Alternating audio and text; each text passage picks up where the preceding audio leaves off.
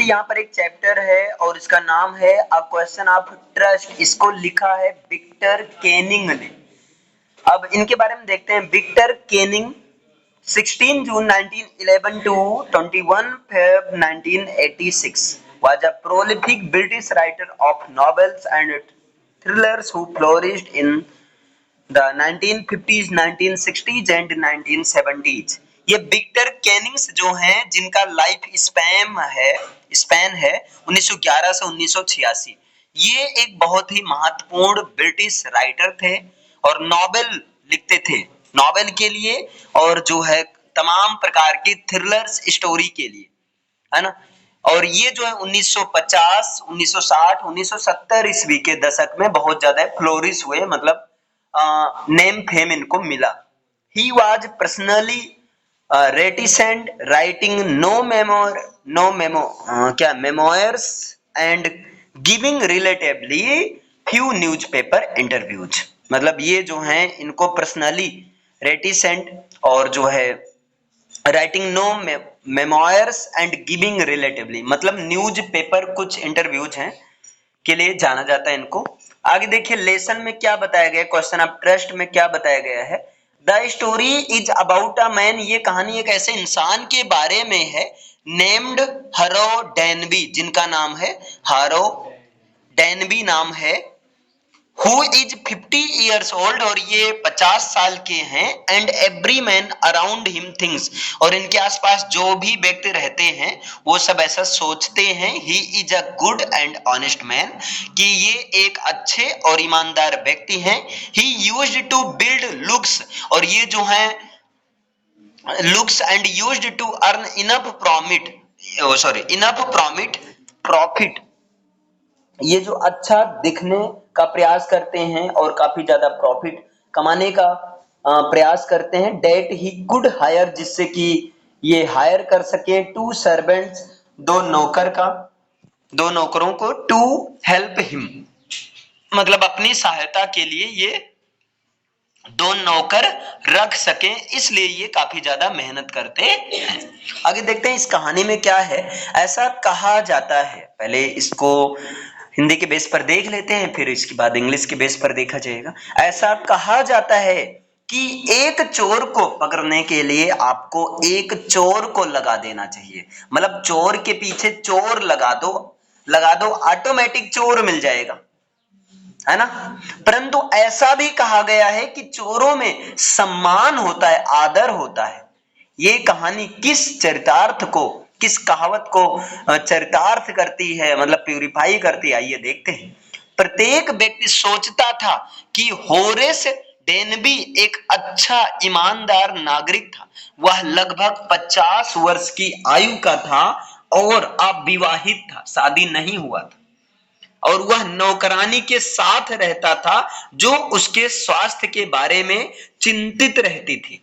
वास्तव में वह प्रायः बिल्कुल ठीक ठाक और खुश था, परंतु ग्रीष्म में फूलों की एलर्जी से ज्वर हो जाया करता था। ज्वर मतलब बुखार, स्वर कह दिए, अरे पाप हो गया ना, सॉरी भाई। बुखार हो जाया करता था। वह ताले बनाता था और अपने व्यवसाय में काफी सफल था।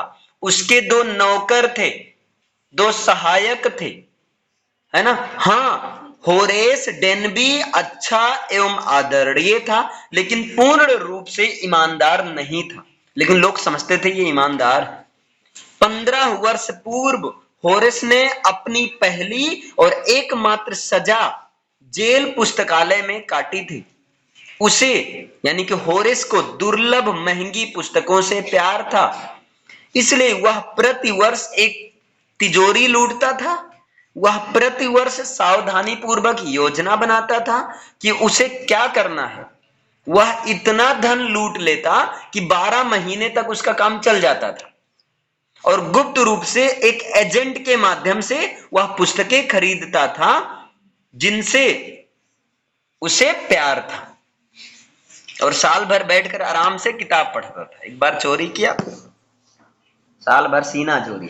आगे देखिए, अब जुलाई की चमकती हुई धूप में टहलते हुए वह आश्वस्त था कि इस साल की चोरी भी अन्य सभी वर्षों की भांति सफल रहेगी।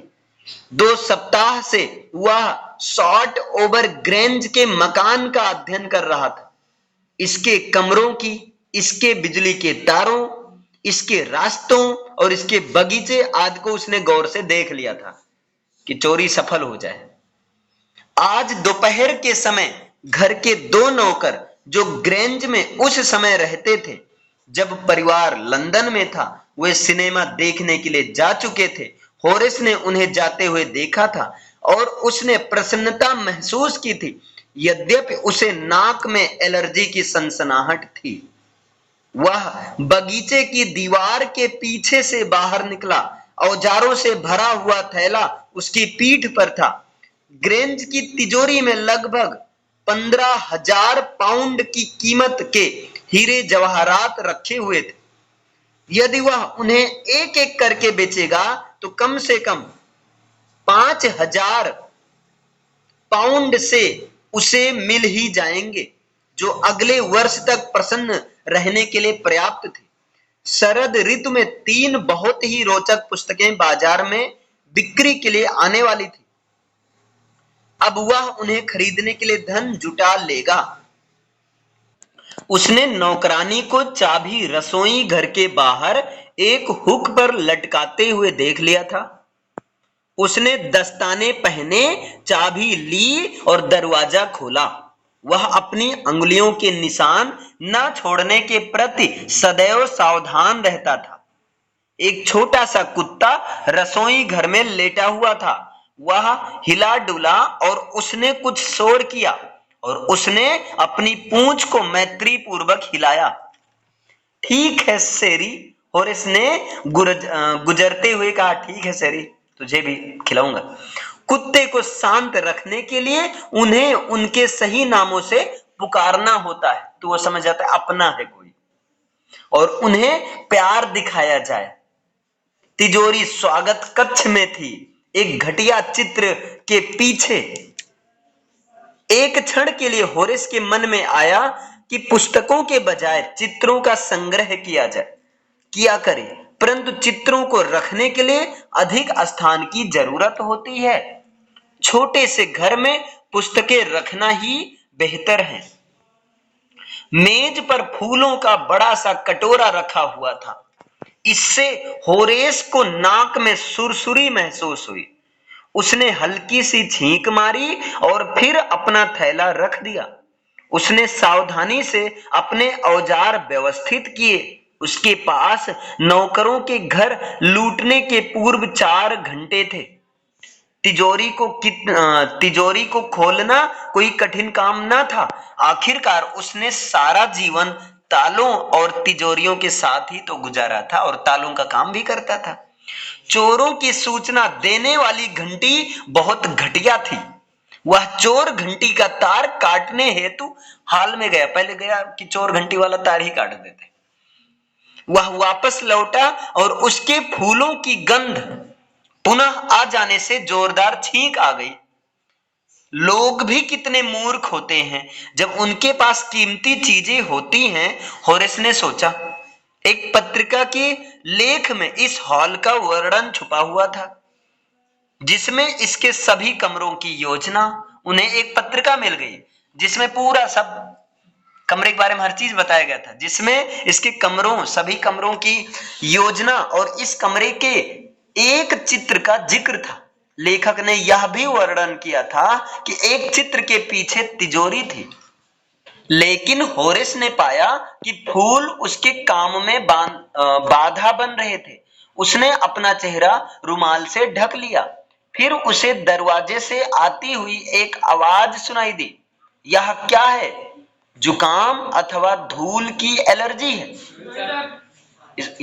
इससे पहले कि वह सोच पाता, होरेस ने कहा, धूल की एलर्जी, और वह फिर से छींकने लगा। आवाज जारी रही, तुम इसका इलाज विशेष निदान द्वारा कर सकते हो। तुम जानते हो, यदि तुम्हें पता चल जाए कि कौन सा पौधा तुम्हारी बीमारी का कारण है, मेरे विचार से तुम किसी डॉक्टर से मिलो। यदि तुम अपने काम के बारे में गंभीर हो, मैंने अभी तुम्हारी छींक की आवाज को ऊपरी मंजिल से सुना था। कौन बोल रहा है? यह एक शांत दयालु आवाज थी, लेकिन ऐसी आवाज थी जिसमें दृढ़ता थी। एक महिला दरवाजे में खड़ी थी और शेरी स्वयं को उससे रगड़ रहा था। वह जवान सुंदर थी और उसने लाल पोशाक पहन रखी थी। वह चलकर अंगीठी के पास गई और वहां उसने आभूषण ठीक किए। नीचे उतरो शेरी, उसने कहा। कोई भी यह सोचता होगा कि मैं एक माह के लिए बाहर गई हुई थी। वह होरेस की ओर मुस्कुराई और आगे कहना जारी रखी, परंतु मैं बिल्कुल ठीक समय पर वापस आ गई। यद्यपि मुझे आशा नहीं थी किसी चोर से मेरी मुलाकात होगी। नीचे उतरो शेरी, उसने कहा। अच्छा सॉरी, मुलाकात होगी। होरेस को कुछ आशा जगी, क्योंकि वह महिला उससे मिलकर खुश प्रतीत हुई थी। वह उस महिला से सही ढंग से पेश आकर संकट से बच सकता था। ये सोचे कि अब यहां सही व्यवहार करो, बच जाओगे। उसने जवाब दिया, मुझे आशा नहीं थी कि मैं परिवार के एक सदस्य से मिलूंगा। उसने हाँ में सिर हिलाया। मैं जानती हूं कि मुझसे मुलाकात होना तुम्हारे लिए कितना असुविधापूर्ण है। तुम क्या करने वाले हो? होरेस ने कहा। मेरे मन में पहला विचार तो आया कि मैं यहां से भाग जाऊं। अवश्य तुम ऐसा कर सकते हो, लेकिन मैं पुलिस को फोन कर दूंगी और तुम्हारे बारे में उन्हें सब कुछ बता दूंगी। वे तुम्हें तुरंत पकड़ लेंगे। अब फिर क्या हो रहा है? होरेस ने कहा, मैं पहले टेलीफोन के तार काट दूंगा। और फिर वो हिचकिचाया, अपने चेहरे पर एक मुस्कान के साथ। अब मैं सुनिश्चित करूंगा कि तुम कुछ समय तक कुछ भी ना कर सको। मुझे अपने काम के लिए कुछ घंटे पर्याप्त होंगे। महिला ने उसकी ओर गंभीरता से देखा। तो क्या तुम मुझे नुकसान पहुंचाओगे? होरेस रुक कर बोला, मैंने शायद यह बात तुम्हें डराने के लिए कही। तुम मुझे डराना है, डरा नहीं सके। होरेस ने सुझाव दिया, यह ठीक होगा यदि तुम भूल जाओ कि तुमने मुझे कभी देखा था। मुझे जाने दो। आवाज में सहसा तीखापन आ गया। क्यों जाने दूं? तुम तो मुझे लूटने वाले थे। यदि मैं तुम्हें जाने दूं तो तुम किसी अन्य व्यक्ति को लूटोगे। तुम जैसे लोगों से समाज को बचाना जरूरी है। होरेस मुस्कुराया, मैं ऐसा व्यक्ति नहीं हूं जिससे समाज को खतरा हो। मैं केवल उन लोगों के घर चोरी करता हूं जिनके पास पर्याप्त धन होता है। मैं बहुत अच्छे उद्देश्य के लिए चोरी करता हूं और मैं जेल जाने के विचार से घृणा करता हूं। चोरी भी करता हूं, जेल भी नहीं जाना चाहता हूं। और उनके यहां चोरी करता हूं जिनके यहां पैसा ज्यादा हो। वह हंस पड़ी और होरेस ने विनती की, यह सोचकर कि उसने महिला को राजी कर लिया। देखिए, मुझे आपसे कुछ मांगने का अधिकार तो नहीं है, परंतु मैं इस समय कुछ भी कर सकता हूं। मुझे जाने दो और मैं वचन देता हूं कि मैं इस प्रकार का काम दोबारा नहीं करूंगा। मैं सच कह रहा हूं। वह चुप थी और उसकी ओर गौर से देख रही थी। उसने पूछा, तुम वास्तव में ही जेल जाने से डरते हो, है ना? वह सिर हिलाते हुए उसके पास आई। मैंने सदैव ही गलत किस्म के लोगों को पसंद किया है। उसने मेज से चांदी का एक बॉक्स उठाया और इसमें से एक सिगरेट निकाली। होरेस उसे प्रसन्न रखने का इच्छुक था और यह देखकर उसकी सहायता कर सकती है, उसने अपने दस्ताने उतारे और अपना सिगरेट लाइटर उसे दे दिया। उसने सिगरेट निकाला, इन्होंने कहा, ले लाइटर। आप मुझे जाने देंगी ना? उसने लाइट महिला की ओर बढ़ाया। हाँ, लेकिन तुम्हें मेरी खातिर एक काम करना पड़ेगा। जो तुम कहोगी वो मैं करूंगा, लेकिन मुझे जाने देना। आगे देखिए क्या हो रहा है। लंदन रवाना होने से पहले मैंने अपने पति से कहा था कि मेरे आभूषण अपने बैंक में जमा कर दें, लेकिन इन्हें मैं यहां तिजोरी में ही छोड़ गई थी। मैं आज रात पार्टी में इन जेवरों को पहनना चाहती हूँ, इसलिए मैं उन्हें लेने के लिए नीचे आई थी, परंतु यहाँ देखा तो तुम आए थे। होरेस मुस्कुराया, आप तिजोरी खोलने के नंबर भूल गई हैं, है ना? हाँ, युवा व्यक्ति ने जवाब दिया, हाँ भूल गए। यह काम मुझ पर छोड़ दो। युवा व्यक्ति ने जवाब दिया, यह काम मुझ पर छोड़ दो और वे गहने आपको 1 घंटे के अंदर अंदर मिल जाएंगे, लेकिन मुझे आपकी तिजोरी तोड़ना पड़ेगा।